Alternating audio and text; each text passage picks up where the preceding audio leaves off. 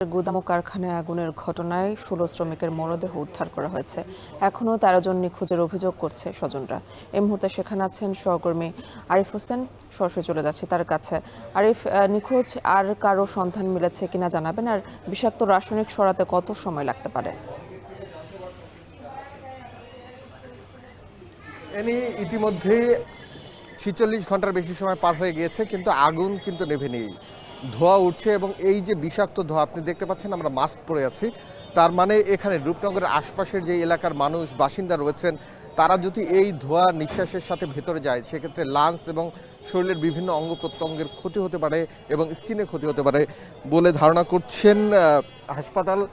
এছাড়া আমরা এখানে ফায়ার সার্ভিসের সাথে কথা বলেছিলাম, তারা বলছেন তারা পানি ছিটিয়ে যাচ্ছেন নিরবচ্ছিন্নভাবেই, কিন্তু কোনোভাবেই যেহেতু কেমিক্যালের আগুন কোনোভাবেই নেভানো যাচ্ছে না এবং ফায়ার সার্ভিসের যে কর্মীরা রয়েছেন তারাও এখন পর্যন্ত পরিপূর্ণভাবে ভেতরে ঢুকতে পারেননি, কারণ এই যে কেমিক্যালের আগুন কোথায় কি অবস্থায় আছে সেটা কিন্তু নিশ্চিত করে বলা যাচ্ছে না এবং পানি কিছুক্ষণ আগে শেষ হয়ে গিয়েছে।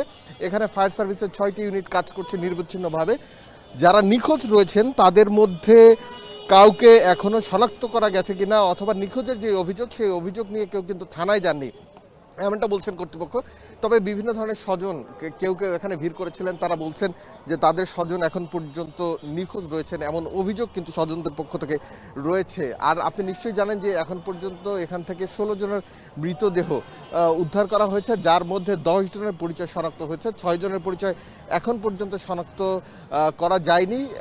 তবে শেষ পর্যন্ত কতক্ষণ লাগবে এই আগুন নেভাতে সেটা কিন্তু বলা যাচ্ছে না। আশপাশের যে বাড়িঘরগুলো রয়েছে সেখানের সেপটিক ট্যাঙ্কের যে পানি রয়েছে সেই পানি দিয়েই এখন পর্যন্ত আগুন নেভানোর চেষ্টা করা হচ্ছে। আপনি দেখতে পাচ্ছেন যে দূরে ধোঁয়া ইতিমধ্যেই উঠছে। এই যে ধোঁয়াটি কিছুক্ষণ আগে আমরা এখানে দাঁড়ানো ছিলাম, বাতাসের কারণে সেই ধোঁয়া এসে আমাদের মুখে লেগেছে এবং সেই ধোঁয়ার কারণে আমাদের কিন্তু মাস্ক ব্যবহার করতে হয়েছে।